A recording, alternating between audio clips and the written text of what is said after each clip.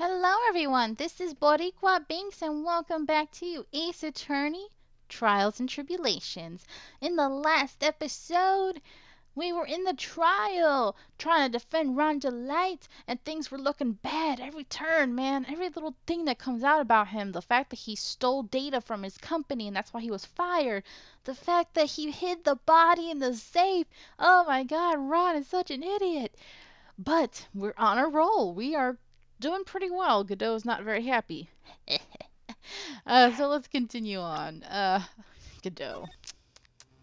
Alright. Remember the defendant's testimony. The moment he entered the victim's office, someone attacked him. Mr. Delight said he felt dazed. I'm willing to wager that he was knocked unconscious for at least a few minutes. Unconscious? So he fainted. That's why Mr. Delight didn't know that the buzzer had sounded. And that's why he thought he had time to hide the body. So what are you trying to say? Mr. Delight was knocked out, and the buzzer went off soon afterwards. Now, unless my client was able to hit the buzzer while he was unconscious, it can only mean that there was another person in that room. That's right. Whoever it was knocked out Ron Delight and then pressed the buzzer. Yeah. Order in the court. Mr. Wright, this is... Objection! This is preposterous. It was this kid. Ron Delight is the one who killed Kane Bullard. Ah, Godot. You just gotta suck it up and admit the truth, buddy. Then who pressed the buzzer? It was... the victim, of course. He pressed the buzzer when the defendant attacked him. He didn't die right away. He must have held on long enough to press that button. Ah! So Kane Bullard sounded the buzzer himself. What is your opinion on this, Mr. Wright? I need to prove that the real criminal was there at the scene, but how? Can I prove that it wasn't Kane Bullard who sounded the buzzer? I can prove it all right. The defense's opinion is this, Your Honor. This piece of evidence proves that it wasn't the victim who sounded the buzzer. Now, I believe, first of all, if you look at this, there's no fingerprints on it, right? Then it's also... was it here? No, it doesn't say that he died right away. I think it's just the buzzer. Yeah, I think it's just the buzzer. It has no fingerprints on it. I believe this is the piece of incontrovertible evidence you were looking for. The emergency buzzer. Is there some kind of clue on it? Absolutely not. Hey, come on now. At least give some thought to what you say before opening your mouth. The fact that there are absolutely no clues is itself the clue. Now I'm the one who's clueless. Oh, you gonna go shopping like the girls in the movie Clueless? Look at the judge all fancy. This button has no fingerprints on it. If Mr. Bullard had really pressed it himself, naturally he would have left his fingerprints behind. You're so stupid, Godot. Ron Delight obviously wiped them off. Why would he? A guard could have come in at any moment. He touched that button. I know he did. So stubborn. The defendant, Mr. Delight, was dressed as Mask to Mask. And Mask to Mask always wears gloves. What reason could he possibly have had to wipe the button free of fingerprints? Nice. Order, order, order! Ha! It would seem. I've been forced to eat crow. Yes, you have. Yes, you have. I wonder what blend number crow-flavored coffee is. Nice, Maya. However, if the real killer was there at the scene, why would that person press the emergency buzzer? Shouldn't they have run away without putting themselves in extra danger? Phoenix is like, don't look at me. What's with this awkward silence all of a sudden? Ha! It looks like you're fresh out of parlor tricks. They're on to you, Nick. Just give me a minute to collect my thoughts. The real culprit killed Mr. Bullard at around 1 a.m. And Mr. Delight just happened to waltz in when the murder was taking place. Oh, that was Maya, sorry. And Mr. Delight just happened to waltz in when the murder was taking place, right? The killer clobbered Mr. Delight and then sounded the buzzer. Even though security was supposed to respond right away if the buzzer was pressed. Security was supposed to respond. Yes, Phoenix, yes. Time's up, Mr. Wright. Let's hear what you have to say. Very well then. Oh ho, you've got some guts. I like that in an opponent. Why did the real killer sound the emergency buzzer? To call the security guard. The killer knew that if they pressed that button, a guard would come running. And that was exactly what they wanted. Do you mean to say the killer called the guard on purpose? Yes, although as it turned out, he never showed up. Because he was getting his clock cleaned at the time. Ha! What a touching story. You're saying the killer had a change of heart and called the guard to turn himself in? Nah, man. No, I'm not. When that buzzer sounded, there were 3 people in that office. The victim, Kane Bullard, who was already dead. The defendant, Ron Delight, who was out cold. And the third person, the real killer. Who could it be? So difficult to figure out, man. Hypothetically, yes. Now then, in this situation, if the real killer made an escape, what would happen? The only ones left in the room would be the victim and Ron Delight. And if any security guards came running in at that time, they would think that I was the murderer. Yes, that was precisely the real killer's objective. To frame Ron Delight for the murder. Godot's like, fast recovery. But it was not real. Order, order, order. Huh, it would seem. I've been made to eat my words once again. Actually, you've been made to do a spit take with a cup of coffee. Again. Mr. Wright, who was it? Who was it that tried to frame me? Wait a second. I'm the one and only Master Mask, so... Nick, you mean the real killer is... I'm going to drag that person in here right now. But, who is it? I thought Maya knew. I don't have any solid proof yet, but think about it. The killer knew Mr. Delight's identity, and they also knew that he had been called to KB security that night. So the killer used him to execute a well-crafted plan to murder Kane Bullard. Now then, let's hear your accusation, Mr. Wright. Who was it that framed Mr. Ron Delight for the murder of Kane Bullard? You know, I'm actually just thinking about this right now. I just got this, brain thought that...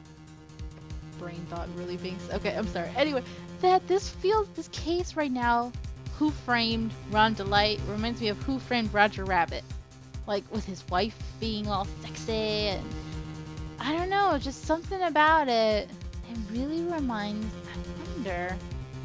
even Luke Atme, if you look at his design, he's kind of ridiculous, right? Kind of cartoony, extreme.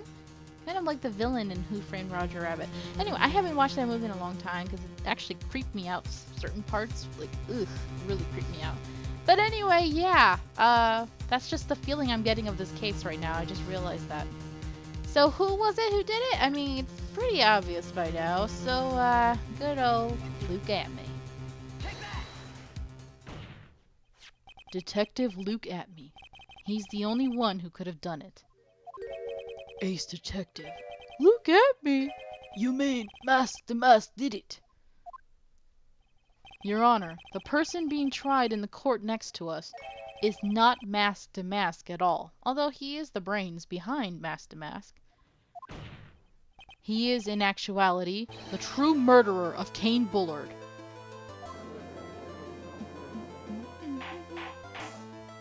Order! Order!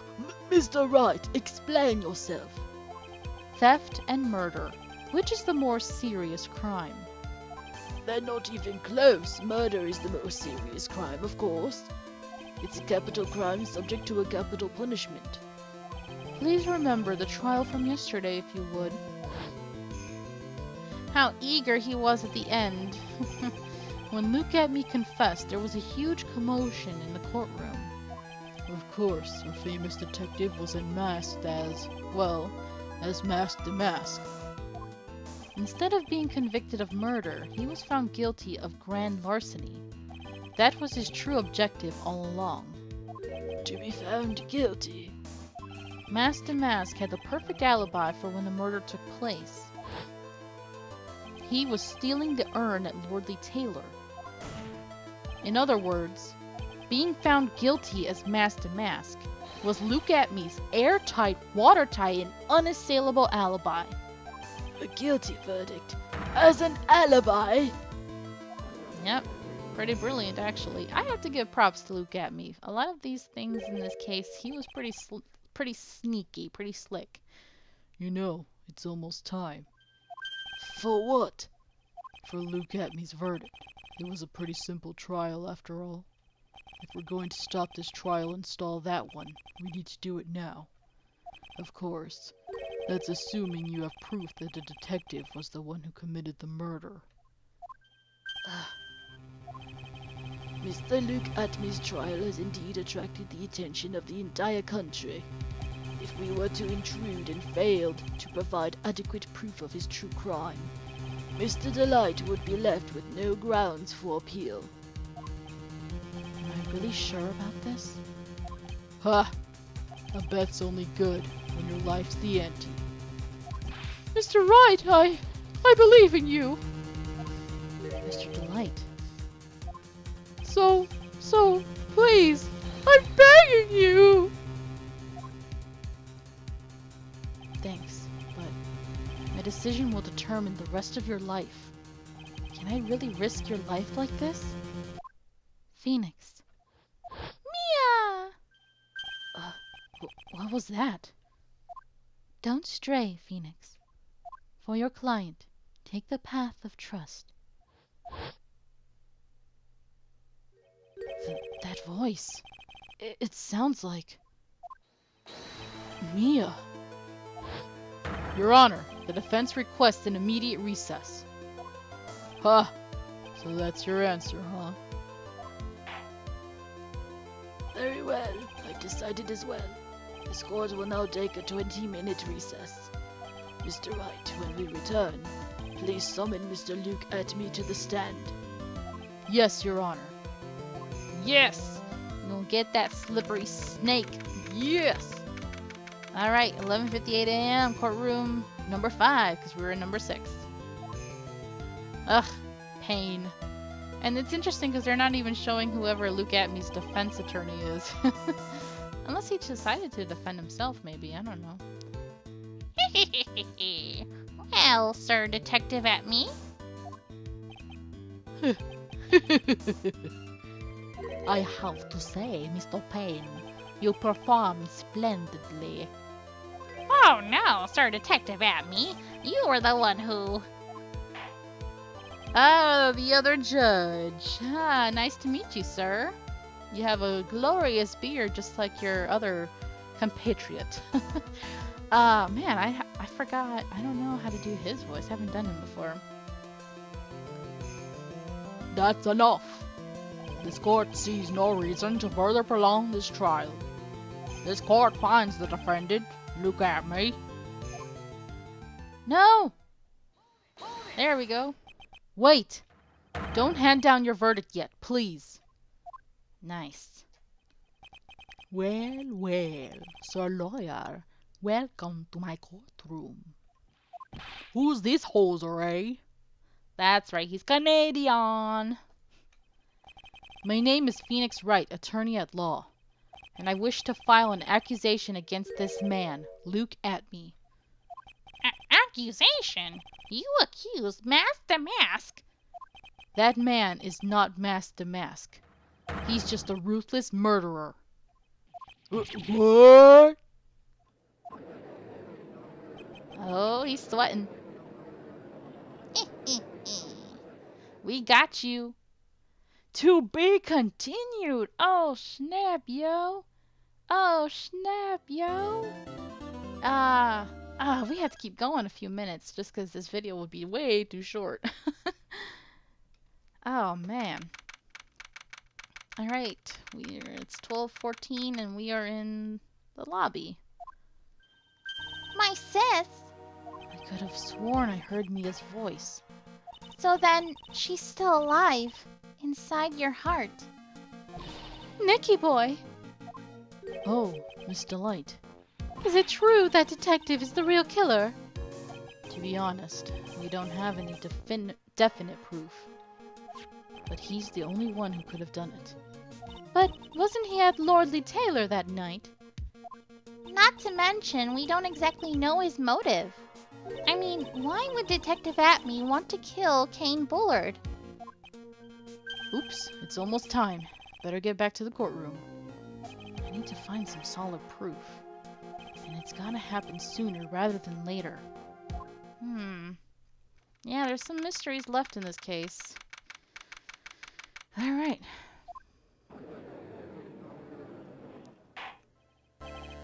Now then, this court is back in session. Mr. Luke Atme, please take the stand. Uh-huh. Well, well, how do you do, Sir Lawyer? I never would have thought to see you acting so recklessly. I couldn't let them hand down your verdict just yet. Not when it would have given you your perfect alibi. An alibi by the name of Mask the Mask. I'm sorry. I'm afraid even the great Luke Atme has no idea what you mean. Of course, I have been in the next courtroom ever since 10 o'clock this morning. I'm afraid there's no way I could know what's been going on here. You've been in the defendant's seat all day long, correct? Being tried as Mask the Mask. Indeed, it's truly child's play to fool the ignorant masses. Not only did the poor fools ask me to protect their valuables, they even gave me a generous reward upon returning their own property to them. He is a slick mother effer. Really. Take this red diamond ring that sparkles upon my divine finger, for example. So you continue to insist that you are in fact Mask to Mask? Of course. Very well then, Luke Atme. Let us begin with this simple question.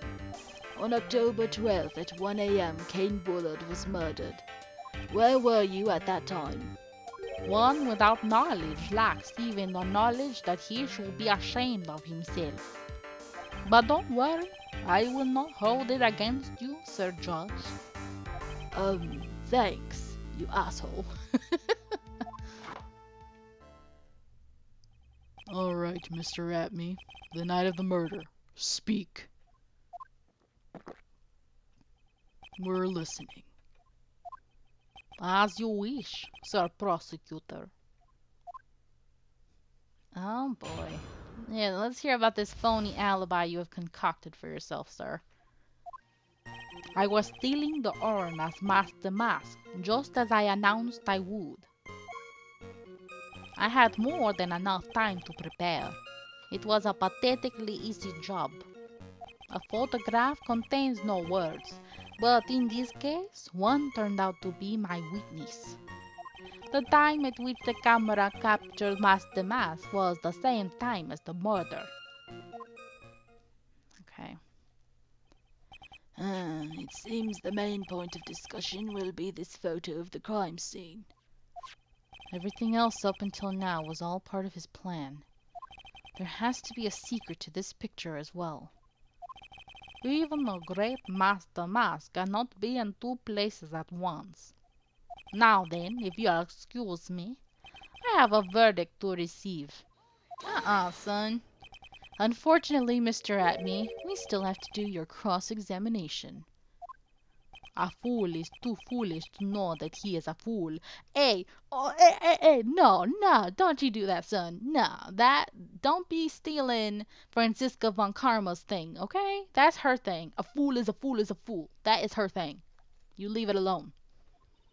I think he's trying to say that you're full of it, Nick. He's full of the truth. The only thing that's full of it is his alibi. Nice, Phoenix, nice. Somebody else has been eating crow. Alright. Doesn't he announced he would. Automatically easy jump. Actually, let's press on this. I don't remember if this is something I have to press a lot. I believe Adrian Andrews hired you at one point. That right? That was over 20 days ago, if I'm not mistaken. You sent the calling card to Lordly Taylor 10 days before the heist. That would mean you sent out the card after you began your security watch, right? Indeed. There was no reason why I couldn't do both jobs at once. It was the perfect opportunity to steal my latest target. I see, you truly are evil, aren't you? Yes, evil is what I am. Hey, Nick, isn't there something odd about this? Detective Atme was always proud of his ace detective skills, right? But if the urn was stolen from Lordly Taylor while he was the only one watching it, he'd have no way to maintain his perfect ace detective persona. Very smart to point that out, Maya. You know, that's true. It is kind of odd. In this case, one turned out to be my witness. So by photograph, you mean this piece of evidence here, is that correct? Indeed it is. That is it. The very thing that proves. I don't know why I said that word. I committed the crime. The very thing that proves you committed the crime. When you think about it, it's really odd. You say that almost as if you had this picture taken on purpose. Objection! He was simply caught by the very camera that he had set up. We all have days like that. Indeed, it turned out that there was no such thing as a perfect crime after all. Life is truly an ironic thing, a sad, blue melody. It looks like I'd better gather more information for now. If he's truly the killer, there's gotta be something phony in that photo. At the same time as the murder. About the camera that took this photograph. Oh, come now, it's all too clear what you're thinking. Huh? You think I altered the timestamp on the photograph, don't you? I'm afraid that's impossible. The camera was set up by Lordly Taylor, and on top of that, it was Lordly Taylor's staff that printed that picture's data. Unfortunately for the defense, there's no way that picture could have been altered. I see. It looks like I'd better find something else that could be suspicious. So this alibi is false. It has to be, or he couldn't have killed Mr. Bullard at KB Security. But I'm not really spotting anything unusual. There are two possibilities. Either the Master Mask in the photo is a fake, or the photo itself is. Okay. So do I have to present or actually let's press on this first. He said about getting more info. So this photograph is the proof, correct? Indeed, it is. And the man in the photo is certainly wearing a mask. That is why I am called Mask the Mask. But conveniently, that also means that there is no way to tell who this really is. What do you mean? Objection! Huh! Are you saying that this is not in fact Luke at me?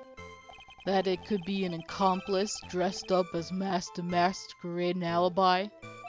Oh, what an interesting idea. Are you saying that I, Lone Wolf Luke, had an accomplice? No, he doesn't. It's just him. If Luke Atme was at KB security during the murder, then the Master Mask in this picture has to be a fake. Then there really was an accomplice. But right now, I have no idea who it was. Huh. I don't have any idea right now either.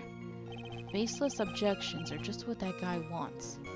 There's got to be another way, and I'm going to find it. Okay, more than enough time to prepare this pathetically easy job. Photograph contains no words. Same time as the murder. Okay. I think it's this one? Do I have to press it in?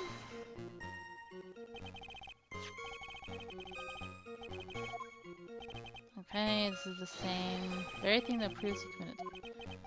Very thing that proves you committed the crime. Oh, this is new. Okay. Surely even you understand by now.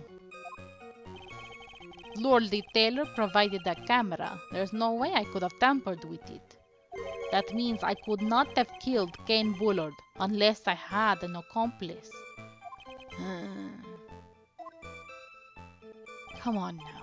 Think long and hard about that night. The basement warehouse and this picture that supposedly captures it. It's got to be here. Isn't there something funny about this picture? You bet there is. Are you implying that this picture is a fake?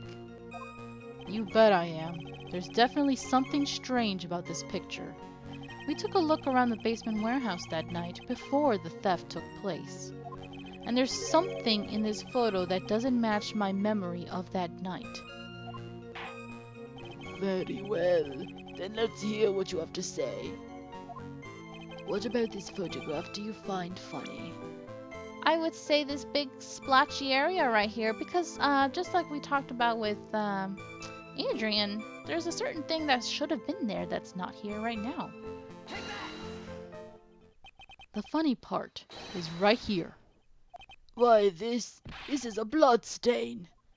Ah, blood! Now this case is getting interesting. Really, Judge? Not exactly. That stain is actually pink paint. Oh, just paint. And peach-colored at that. I said pink. From blood to peaches, the judge sure loves going on his wild tangents. The problem with this photograph is not the paint. The problem is when you consider the layout of the basement warehouse. It turns out that something that should be there is nowhere to be seen. He's sweating. You underestimated us. Well, Mr. Wright, what is supposed to be in this picture instead of the paint stains? Army face statue. The supervisor of the treasure exhibit stated the following. A good reason for that on the day of the crime. The bone statue just happened to arrive from the Morton Training Hall. Yes.